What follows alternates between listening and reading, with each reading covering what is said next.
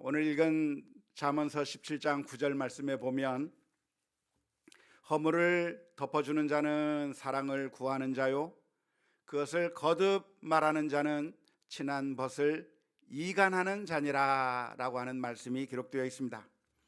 허물을 덮는 사람이 사랑을 구하는 자다라고 표현하고 있는데요, 사랑을 구한다고 하는 말이 무슨 말일까요? 사랑을 구한다.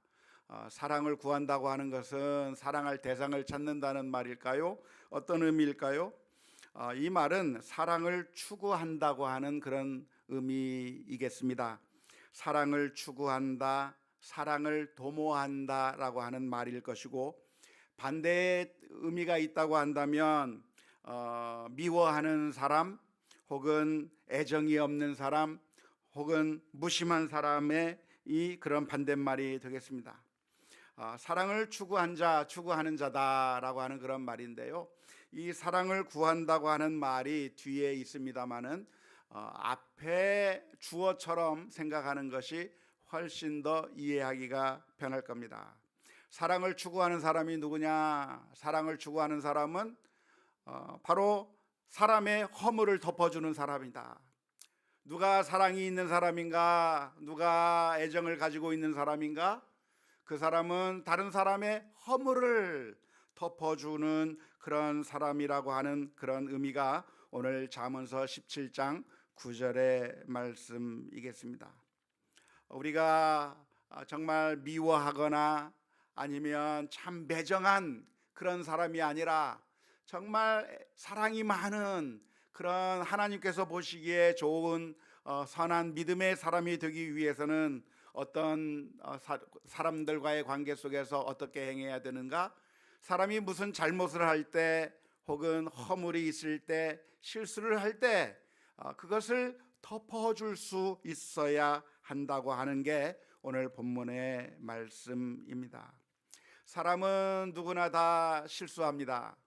사람은 누구나 다 허물이 있습니다. 완벽하지 않은 게 사람인 것이죠. 이 가운데 허물이 아무것도 없이 완벽할 자신 있는 사람 있습니까? 없습니다. 모두가 다 실수하는 것이고, 의도적으로 실수하기도 하고, 또한 의도적이지 않게 실수하기도 하고, 많은 실수와 잘못을 하면서 우리는 살아가게 되는 것이죠. 그런데 누구나 다 하는 그 실수와 잘못들이 있을 경우에 어떻게 해야 될 것인가? 만일 우리가 사랑하는 사람이라고 한다면, 사랑을 추구하는 사람이라고 한다면, 그 사람을 사랑한다고 한다면 어떻게 해야 되는가? 그런 잘못을 했을 때, 허물이 있을 때 그것을 덮어주어야 한다는 게 오늘 잠언서 17장 9절의 말씀입니다. 성경에 이런 가르침이 많이 등장하고 있는데요, 특별히 베드로전서 4장 8절 말씀에 보면 이런 말씀이 기록되어 있습니다. 무엇보다도 뜨겁게 서로 사랑할지니 사랑은 허다한 죄를 덮느니라. 사랑은 무엇인가? 어떻게 하는 것이 사랑인가? 허물이 있다고 한다면 그것을 들추어내고 자꾸만 그것을 힘들게 만들면서 그거 가지고 이슈를 삼는 것이 아니라, 사랑한다고 한다면 그런 허물들, 잘못들을 덮어주어야 한다고 하는 게 성경의 가르침이라고 하는 것을 우리가 기억할 수 있기를 바랍니다. 그렇다고 한다면 우리 가운데 만일 어떤 잘못을 하거나 죄를 저지르거나 어떤 범죄한 일이 있다고 한다면, 그러면 묻지도 따지지도 않고 그냥 모른 척 하는 것이 제일 좋다고 하는 그런 의미의 말씀일까요? 누군가 잘못했다고 한다면 따지지도 말고 그것을 처리하지도 않고, 사랑은 덮는 거라고 했으니까 못 본 척 하는 것이고 그냥 덮어두는 것이고 그냥 아무 문제 삼지 않는 것이, 그것이 제일 좋은 것이라고 말할 수 있을까요? 사실은 그렇지 않습니다. 우리는 성경을 읽을 때 성경 어느 한 구절만 읽을 것이 아니라 성경 전체의 가르침이 무엇인가를 살펴보아야 하는 것이죠. 오늘 읽은 잠언서 17장 9절의 말씀에서 그리고 베드로전서 4장 8절의 말씀 가운데서 우리가 사랑한다고 한다면, 사랑을 원한다고 하면 어떻게 해야 될 것인가? 허물이 있을 때 덮어주어야 한다고 말씀해 주고 있지만, 그러나 성경 다른 곳에서는 허물이 있을 때 어떻게 해야 되는가? 그냥 덮어두기만 할 것이 아니라고 가르치고 있다고 하는 점을 우리가 분명하게 기억해야 할 줄로 믿습니다. 특별히 갈라디아서 6장 1절 말씀해 보면, 형제들아, 사람이 만일 무슨 범죄한 일이 드러나거든 신령한 너희는 온유한 심령으로 그러한 자를 어떻게 하고 바로잡고 너 자신을 살펴보아 너도 시험을 받을까 두려워하라 말씀해주고 있습니다. 만일 누군가 잘못이 있다고 한다면, 만일 누군가 실수한다고 한다면, 누가 범죄를 저지른다고 한다면 그것을 어떻게 해야 되는가?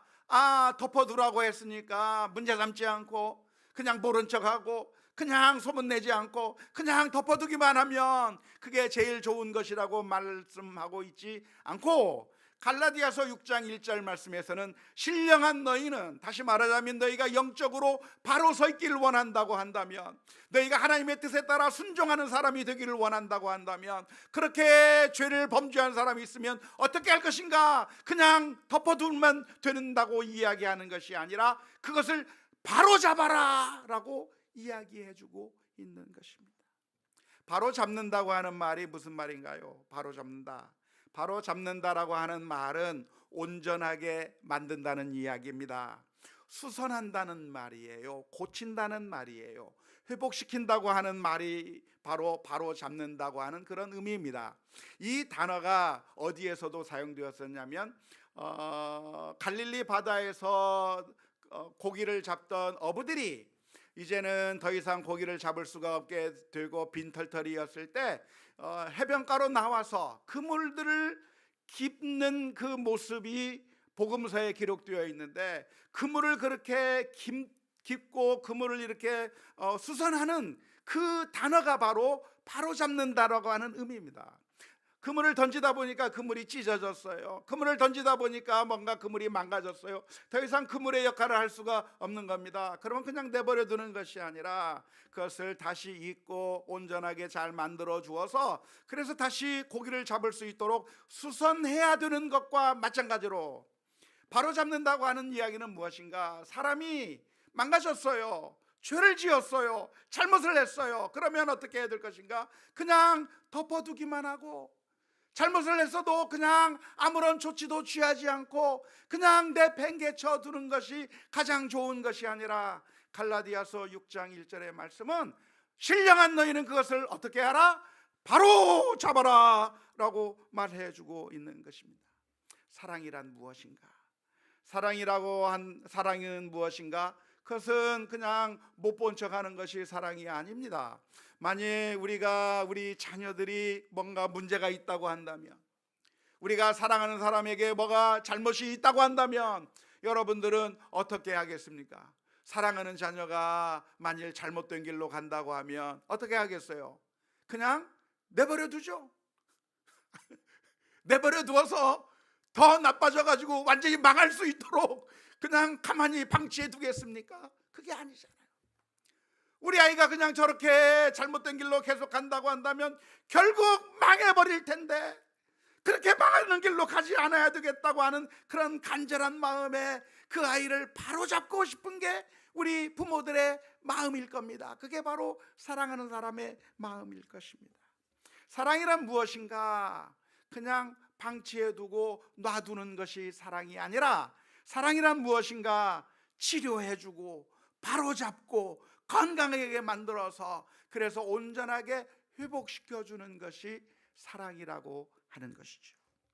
만일 우리가 병이 들었다고 한다면 치료해서 건강하게 만드는 것이 당연한 것인 것과 마찬가지로, 만일 우리들에게 영적인 질병이 있어서, 열적인 잘못이 있어서 그래서 문제가 생겼다고 한다면 죄를 범하고 실수를 하고 허물이 있고 여러 가지 잘못된 모습들이 드러난다고 한다면 그 사람을 영적으로 회복시키고 바로 잡아서 그래서 영적으로 건강하게 만들어주는 게 사랑인 것이죠. 따라서 우리는 어떻게 해야 하는가? 우리는 만일 누군가에게 허물이 있다고 한다면, 범죄한 일이 드러난다고 한다면, 어떤 잘못하는 것이 있다고 한다고 하면 그냥 내버려 두는 것이 아니라 그 사람을 바로 잡아서 그래서 영적으로 건강하게 만들어 주어야 할 그런 책임이 우리 모두에게 있는 것입니다. 교회라고 하는 공동체가 왜 중요한가? 왜 주님께서는 우리를 교회라고 하는 공동체로 불러주셨는가? 공동체는 영적인 가정과 같아요.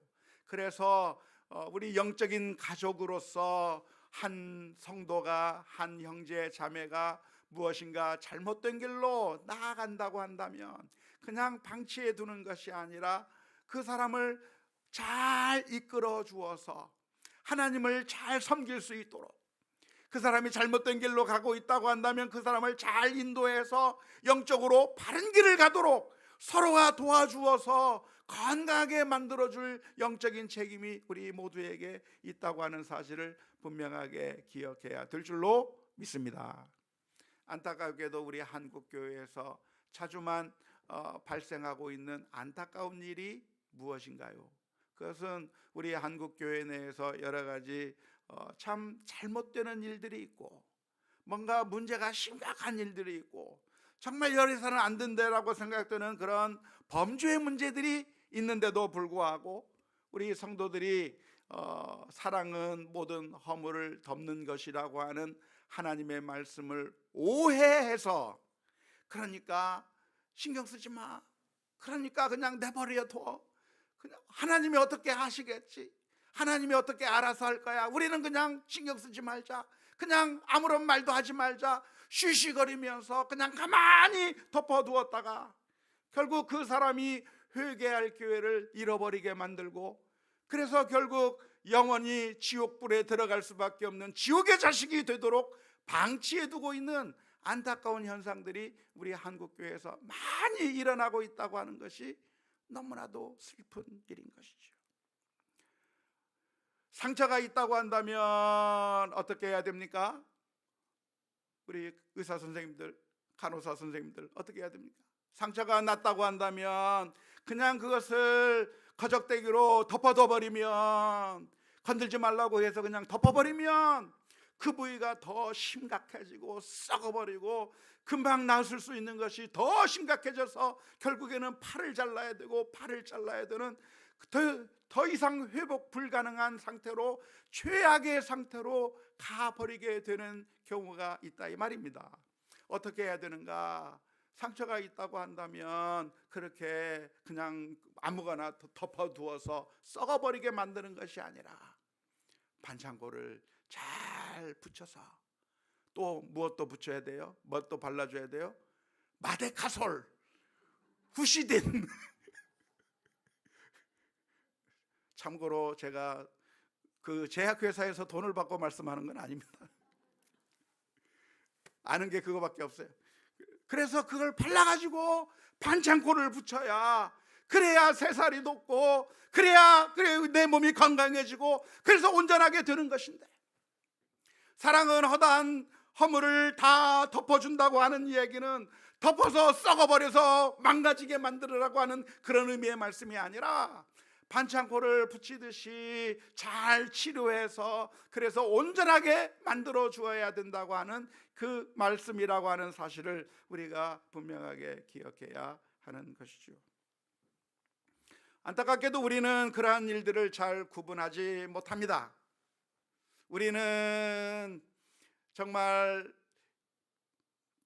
허물을 덮어준다고 하는 것이 그냥 썩어 문드러지고 완전히 망해져 가도록 방치해 두게 되는 그런 경향이 많이 있는 것이고, 정반대로 이 썩어가지 않게 만들어야 되겠다고 생각하면서 바로 잡아야 되겠다고 하는 것이 오히려 그 사람을 정말 파멸로 이끌게 만들고 오히려 그 일로 인해서 영적인 건강을 회복하는 것이 아니라 완전히 더 영적으로 더 이상 회복불능의 상태로 짓밟아 버리게 되는 그런 양극단의 모습을 우리가 항상 보여준다고 하는 게, 그게 우리의 참 어리석은 모습이라고 할 수가 있겠습니다. 갈라디아서 6장 1절 말씀에서는 어떻게 우리들에게 권면하고 있습니까? 갈라디아서 6장 1절 말씀 다시 한번 보면요, 형제들아, 사람이 만일 무슨 범죄한 일이 드러나거든 신령한 너희는 어떻게 온유한 심령으로 그러한 자를 바로잡고, 신령한 너희는 그러한 자를 바로잡고만 읽으면 안 돼요. 그 앞에 뭐가 들어가 있어요? 온유한 심령으로 그러한 자를 바로잡고. 바로잡으라고 했으니까 바로잡아야 되겠다, 너 이리 와 해가지고 박살내버리고 깨트려버리고 회복불능의 상태로 만들어버리는 게 아니라, 신령한 너희는 어떠한 심령으로? 온유한 심령으로 그러한 자를 바로 잡아야 된다고 말씀해 주고 있습니다. 만일 우리들의 마음 가운데 잘못한 사람을 향한 분노가 솟아오르고 우리들의 마음 가운데 화가 치밀어 솟아오른다고 한다면, 그렇다고 한다면 그 타이밍은 우리가 바로 잡으려고 시도해서는 안 되는 타이밍입니다. 우리 부모님이 우리 자녀들이 하는 그 모습에 보고 아이들이 어지러 놓고 말을 듣지 않고, 내가 일러주고 또 경고하고 또 여러 번 이야기했는데도 듣지 않고, 그래서 사고를 친 그 아이를 보면서 머리끝까지 화가 났다고 한다면, 그때는 그 머리끝까지 화가 나 있는 상태에서 우리 아이들에게 바로잡으려고 시도할 게 아닌 거죠. 우리가 바로잡기 위해서는 그 전 단계가 무엇인가? 온유한 심령을 먼저 확보해야 돼요. 온유한 심령. 지금 내 마음 가운데 분노가 솟아오르고 화가 나 있다고 한다면, 그러면 그 분노 가운데 그 사람을 바로잡으려고 하는 그 모든 노력들이 엉망이 돼버려요. 사람이 분노하는 것이, 사람이 화를 내는 것이 하나님의 의를 이루지 못한다고 말씀해 주고 있기 때문에 그렇습니다. 우리가 분노함으로써 하나님의 의를 이룰 수 있는 방법은 없습니다. 분노는 무엇입니까? 분노는 사탄이 우리를 장악하는 가장 손쉬운 열쇠이기 때문이고, 우리가 분노하는 순간 우리의 마음의 열쇠를 사탄에게 내어주는 것과 마찬가지입니다. 에베소서 4장 26절에서부터 27절 말씀에 보면, 분을 내어도 죄를 짓지 말며 해가 지도록 분을 뿜지 말고 마귀에게 틈을 주지 말라고 말씀해 주고 있습니다. 우리가 분노하면 마귀가 우리의 마음을 장악하기 위해서 아주 손쉽게 들어올 수 있게 된다는 말입니다. 그래서 그 마귀에게 우리의 마음을 내어주면 결국 분노로 접근하게 되면 우리가 그 잘못한 사람을 바로잡을 수 있는가? 바로잡지를 못해요. 온유한 심령만이 사람을 바로잡을 수 있는 것이지, 분노한 마음으로 어떤 사람을 바로잡을 수가 없는 겁니다. 만일 우리가 분노로 접근하게 된다면 왜 그 잘못한 사람을 바로잡을 수가 없는가? 첫 번째는 그 사람이 우리가 분노하는 것을 보고 우리가 분노하는 그것을 피하기 위하여 무엇인가 어떤 조치를 취할 수는 있어도 그의 마음 가운데 진정한 회개가 생기지는 않기 때문에 그렇습니다. 엄마 아빠가 화를 내면 화내고 있는 엄마 아빠의 그 폭풍우가 쏟아지는 그 순간을 모면하기 위한 그 잔머리가 돌아가는 것이지, 정말 내가 잘못했구나, 정말 내가 이러면 안 되겠구나 라고 하는 진정한 회개를 할 수 있는 것이 아닌 것이죠. 화가 우리 아이들의 마음을 바꿀 수 있지 않기 때문에 그래요. 정말 우리가 그 사람을 온전하게 만들기 위해서는 그 사람의 마음속에서부터 하나님을 사랑하는 마음이 생겨야 하고, 그리고 그 하나님을 경외하는 마음이 속에서 생겨야 되고, 그래서 정말 하나님을 사랑하는 마음 때문에 자신의 잘못을 뉘우치고 애통해하면서 이제는 하나님의 뜻대로 살고자 하는 그런 간절한 열망이 마음속에서부터 나와야만 그 사람이 변화가 될 수 있는 겁니다.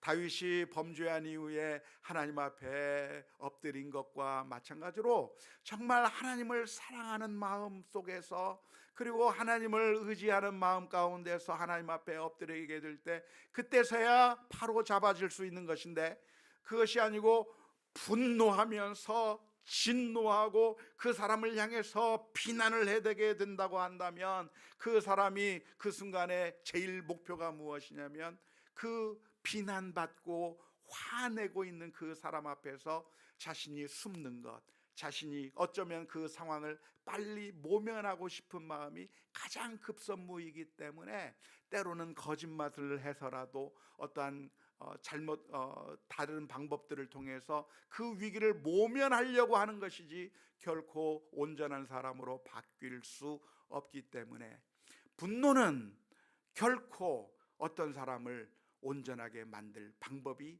없는 겁니다. 두 번째로, 왜 우리는 분노로서 사람을 바로잡을 수 없겠는가? 그것은 우리가 분노하게 되는 순간 우리도 역시 죄악을 저지르게 되기 때문에 그런 것이죠. 우리는 분노하게 되면, 특별히 앞에 있는 사람이 잘못했고 내가 옳다고 하는 것이 인정되기 시작하면, 그때서부터는 내가 하는 모든 행동들이 다 정당한 줄로 착각하게 되는 것이죠.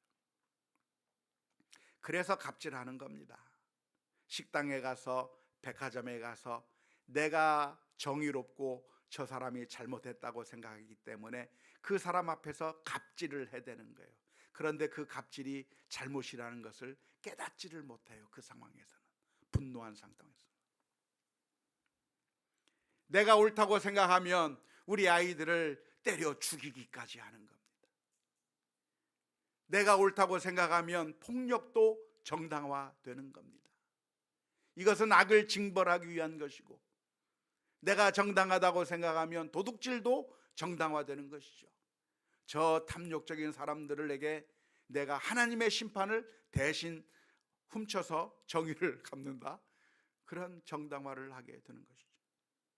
따라서 분노로 접근하는 것은 결코 그 사람을 회복할 수 없기 때문입니다. 마음에 화가 난다면 그때는 잠시 쉬어야 되는 거예요. 잠시 시간을 가지고 내 마음이 온유하게 될 때까지 시간을 두었다가 온유한 심령으로 이 사람을 바로 잡을 수 있게 되었을 때 그 문제를 가지고 이야기를 해야 되는 거죠. 어떤 이야기를 듣고 화가 나서, 어떤 상황을 접하고서 화가 났을 때, 그때 움직이는 모든 것들은 100% 잘못된 결과, 100% 죄로 향하는 결과가 나올 수밖에 없다고 하는 사실을 기억하면서 온유한 심령으로 사람들을 바로잡을 수 있는 우리 모두가 다 되어야 될 줄로 믿습니다. 빌립보서 2장 1절에서부터 4절 말씀 가운데서도 우리가 어떻게 권고해야 하는가에 대해서 가르쳐주고 있는 것이죠. 그러므로 그리스도 안에 무슨 권면이나 사랑의 무슨 위로나 성령의 무슨 교제나 긍휼이나 자비가 있거든 마음을 같이하여 같은 사랑을 가지고 뜻을 합하며 한 마음을 품어 아무 일에든지 다툼이나 허영으로 하지 말고 오직 겸손한 마음으로 각각 자기보다 남을 낮게 여기고 각각 자기 일을 돌볼 뿐더러 또한 각각 다른 사람들의 일을 돌보아 나의 기쁨을 충만하게 하라. 권고해야 될 대상이 있다고 한다면, 어떤 사람들에게 충고해 줘야 될 일이 있다고 한다면, 그러면 어떻게 해야 되는가? 겸손한 마음으로 나보다 남을 더 낮게 여기고 정말 내가 똑같은 연약한 자라고 하는 사실을 돌아보면서 권면해야 되는 것이죠. 베드로전서 4장 8절 말씀 가운데서 가르쳐주고 있는 것과 마찬가지로 만일 누군가 잘못을 하고 있다고 한다면 그런 똑같은 잘못을 나도 할 수 있을 것이라고 하는 그 생각을 하면서 겸손하게, 지금 저 사람이 잘못을 했지만 저 잘못한 사람은 나쁜 사람이고 저 잘못한 사람은 뭔가 수준이 낮은 사람이고 나는 아직 그 잘못을 하지 않았기 때문에 나는 높은 위치에 있는 사람이라고 생각해서, 그래서 그 사람을 접근하는 것이 아니라 나에게도 똑같은 상황이 발생한다고 한다면, 나도 저 사람과 같은 상황에 똑같이 처한다면 나도 똑같이 죄를 범할 수밖에 없는 연약한 죄인이라고 하는 사실을 인정하면서 겸손한 마음으로 바로 잡아주는 일이 필요하다고 하겠습니다. 그렇다고 한다면 오늘 읽은 잠언서 17장 9절 말씀 가운데서 바로 잡는다고 하는 것, 허물을 덮어준다고 하는 말은 무슨 의미일까요? 다시 한번 잠언서 17장 9절 말씀을 보겠습니다. 허물을 덮어주는 자는 사랑을 구하는 자요, 그것을 거듭 말하는 자는 친한 것을 이간하는 자니라 라고 말씀해 주고 있습니다. 계속 이 구절을 띄워줬으면 좋겠는데요, 사랑하는 사람은 허물을 덮어준다고 했는데, 사랑하는 사람은, 사랑을 구하는 사람은 다른 사람의 허물을 덮어주는 사람이 그 사람을 사랑하는 사람이라고 말했는데, 그러면 그냥 무턱대고 덮어놓는 것이 정상이 아니라 바로 잡아야 된다고 했는데, 그러면 잠언서 17장 9절에서 허물을 덮어준다고 하는 말, 이 말은 도대체 무슨 의미일까요? 허물을 덮어준다고 하는 것은 어떻게 하면 허물을 덮어주는 겁니까? 어떻게 하면 그냥 방치해 두지 않는 것이면서 모른 척하지 않으면서 허물을 덮어줄 수 있는 방법이 무엇이겠습니까? 잠언서를 우리가 살펴보면서 우리가 여러 번 말씀을 드렸습니다마는 잠언서의 표현들은 항상 히브리 대꾸법으로 되어 있다고 하는 사실에 착안해 본다면, 허물을 덮어주는 자는 사랑을 구하는 자요, 그것을 거듭 말하는 자는 친한 것을 이간하는 자니라 라고 하는 두 절이 서로 병행되어 있는 것을 보면, 허물을 덮어준다고 하는 것은 무엇을 의미하겠습니까? 거듭거듭 말하지 않는 것을 의미합니다.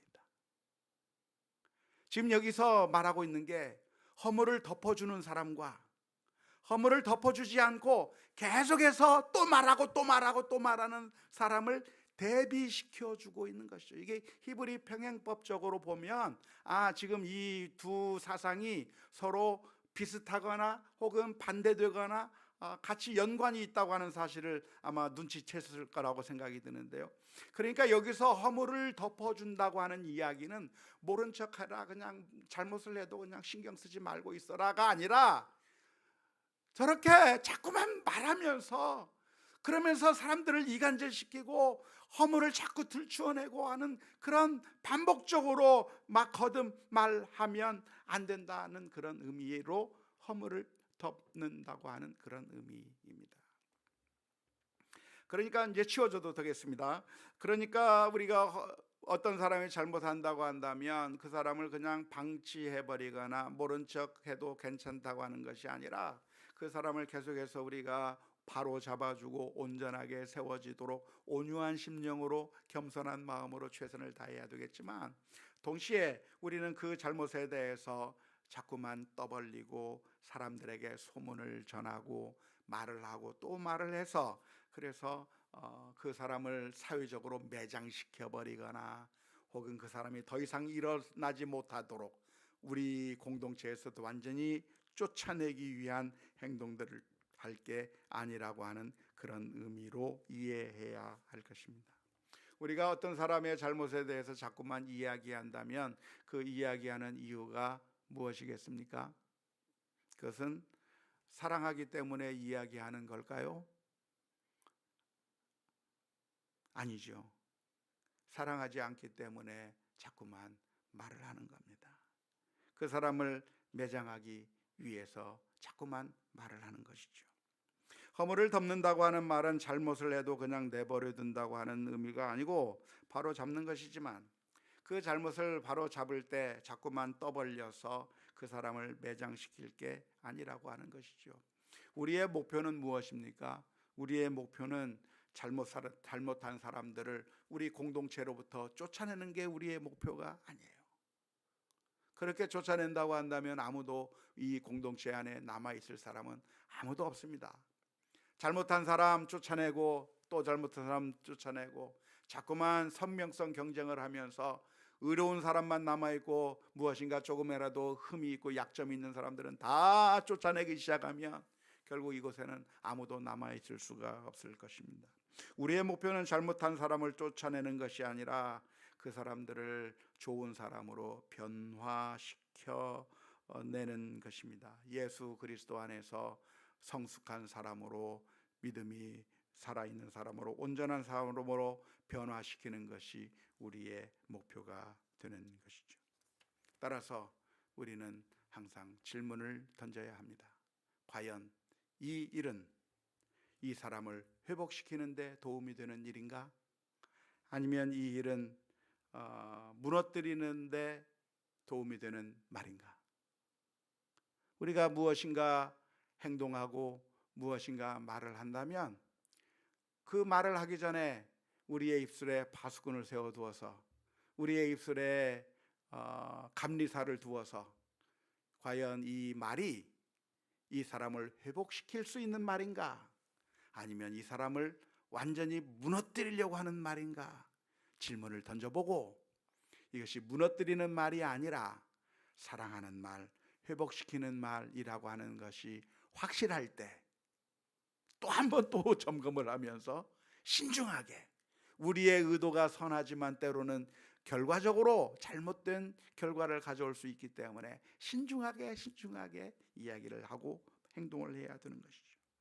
우리가 던져야 될 질문은 무엇입니까? 이것을 하는 것은 내가 사랑하기 때문에 하는 행동인가? 사랑하기 때문에 하는 말인가? 아니면 내가 미워하는 마음 가운데, 분노하는 마음 가운데 나오는 행동이고 말인가? 질문을 던져야 하는 것이죠.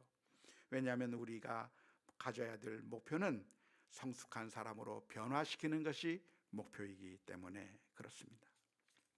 우리 주님께서는 바로 우리들을 위해서 십자가 위에서 피 흘려 주셨습니다. 사실 우리들의 죄로 인하여 영원히 멸망받을 수밖에 없었지만 우리 주님께서는 우리를 위하여 십자가 위에서 피 흘려 주셨습니다.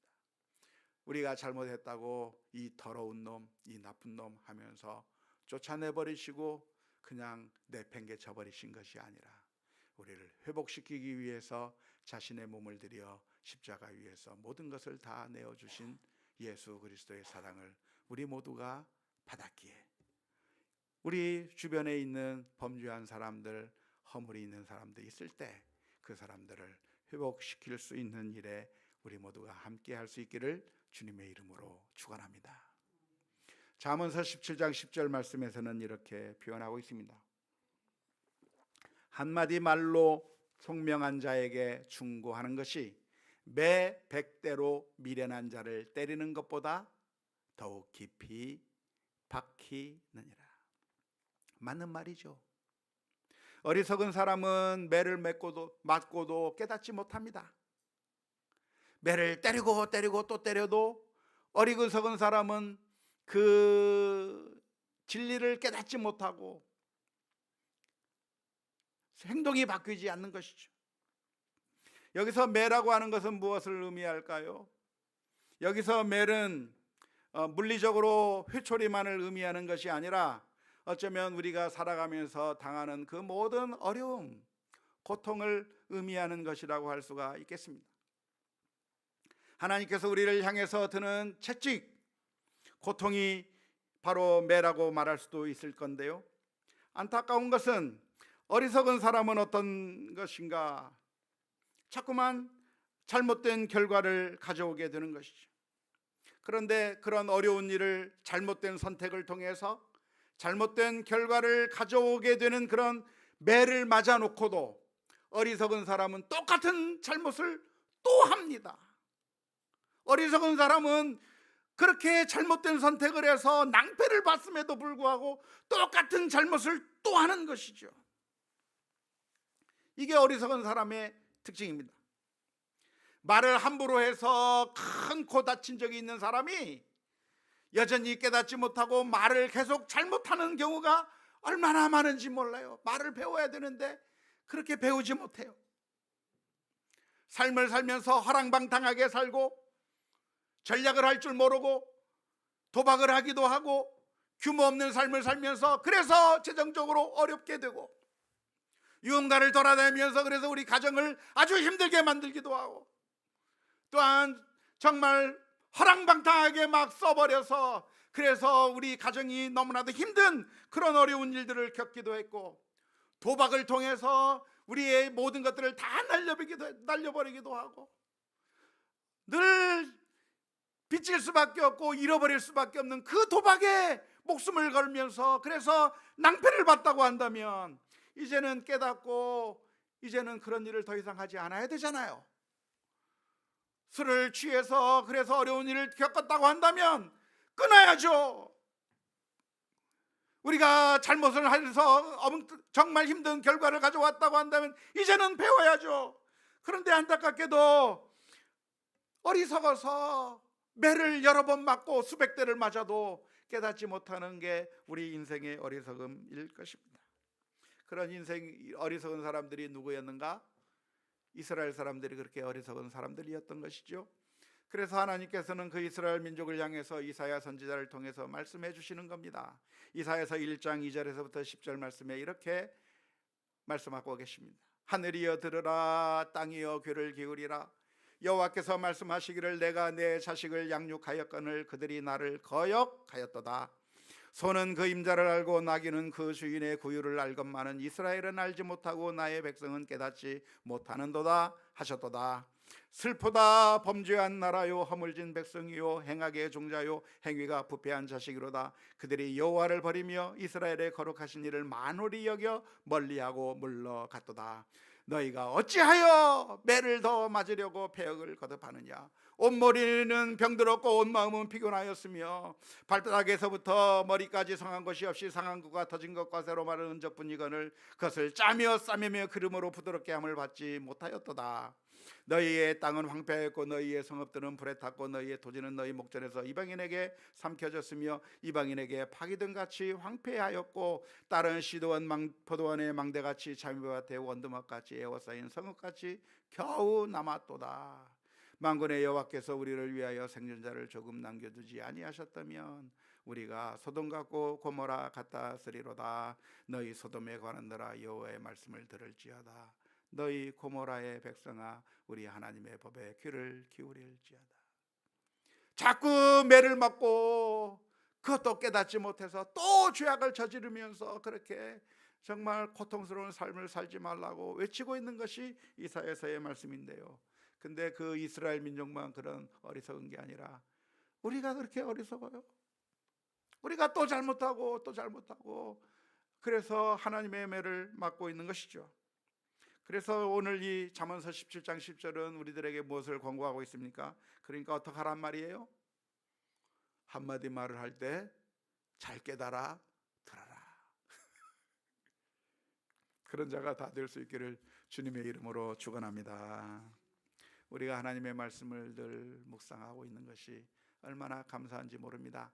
그런데 우리가 성경을 일독했다고 하는 것이 그게 중요한 게 아니고 하나님의 말씀을 한 구절을 읽어도 그 말씀이 우리를 향해서 들려주시는 그 말씀을 한번 말씀할 때 듣고 하나님께서 우리를 향해서 사랑으로 들려주시는 그 말씀을 듣고 깨닫는 것이 우리에게 복된 길이라고 하는 지혜로운 한마디 말씀을 듣고 가슴속 깊이 박히는 그런 결론들이 우리들 가운데 있을 수 있기를 주님의 이름으로 축원합니다.